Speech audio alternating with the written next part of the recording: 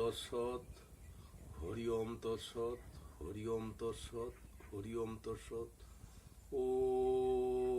ওমস্য শ্রীমদ্ ভগবদ গীতা মালা মন্ত্রস্য শ্রী ভগবান বেদবেশ ঋষি অনুষ্ঠব ছন্দ শ্রীকৃষ্ণ পরমাত্মা দেবতা শৌচান্ন শৌচান্নং প্রজ্ঞাবাদানন্তে ভাষস্যে ইতি বীজম। ওম নমো ভগবতে বাসুদেবায় নমঃ। ওম নমো ভগবতে বাসুদেবায় নমঃ। ধর্মক্ষেত্রে কুরুক্ষেত্রে সংযব মামকা পাণ্ডবা চৈব কিম কুর্বত সঞ্জয়। সবার চরণে আমার নমস্কার। মুসলমান ভাইদের প্রতি আমার আদাব, অন্যান্য জাতির প্রতি আমার আন্তরিক শুভেচ্ছা। আমি ছেলে মানুষ, পরমার্থিক জগতের ভাব ভাষা দিয়ে আপনাদেরকে যে আমি আনন্দ দিব সেই সামর্থ্য শক্তি হয়তো আমার নাই। শাস্ত্রে বলেছে অজ্ঞ জন্তি পাশনা দেশু কেবলম, ইহার ফলার্থ বাংলা হলো আমি একজন অজ্ঞ, বুদ্ধিহীন, বিদ্যাহীন,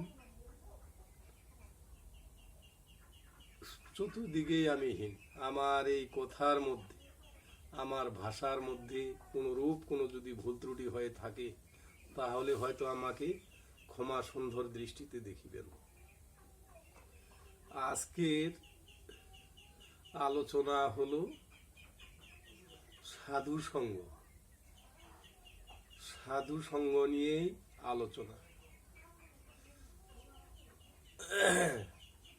আমরা অনেক সাধুগুরু পণ্ডিত মহাশয়রা আছেন যে হরিবাসরে গেলে সাধু সঙ্গ হবে। তাও না, তাহলে কি করতে হবে? কলাকলি করতে হবে। তাহলে ওর যত ধর্ম আছে তোমার শরীরে আসিবে, সমান সমান হয়ে যাবে। এই কথাগুলা বলেন। কেউ বলেন যে কীর্তনে যাইতে হবে, কীর্তনে কীর্তনে গেলে সাধু সঙ্গ হবে, এরকম কথাগুলি কিন্তু বলেন। কীর্তনে যাওয়া হবে তাহলে সাধু সঙ্গ হবে। তাহলে সাধু সঙ্গ আমাদের কি করে হবে? কোনো এক ব্যক্তি লক্ষ লক্ষবার যদি হরিবাসরে যায়,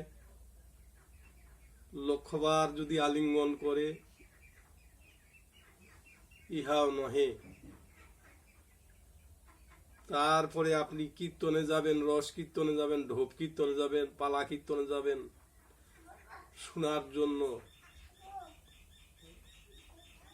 হয়ে গেল সাধু সঙ্গ, তাও নহে।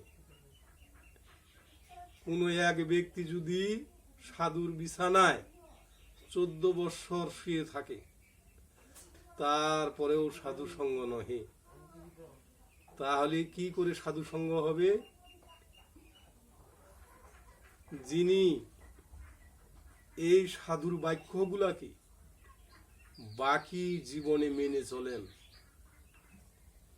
ইহাই হলো সাধু সঙ্গ। আমি আরেকবারও বলবো, যিনি এই সাধুর বাক্যগুলা, সাধুর বাণীগুলা প্রাণপণে এই বাকি জীবনে মেনে যাবেন, ইহাই হলো সাধু সঙ্গ। তাহলে আর কথা বাড়াবো না। তাহলে মায়েরা আছেন, বাবারা আছেন, তাহলে মাহাত্ম্য ধরেন। গঙ্গা, গীতা, সাবিত্রী, সীতা, সত্য, প্রতিবতা, ব্রহ্মবিদ্যা, ব্রহ্মবলী, ত্রিসন্ধ্যা, মুক্তি গেহিনী, অধর্ম মাত্রা, সীতানন্দা, ভবগিনী, ভ্রান্তি নাশিনী, বেদোত্তরীয় প্রমানন্দা, তথাত্ম জ্ঞান মঞ্জুরি। ওম শান্তি, ওম শান্তি, ওম শান্তি।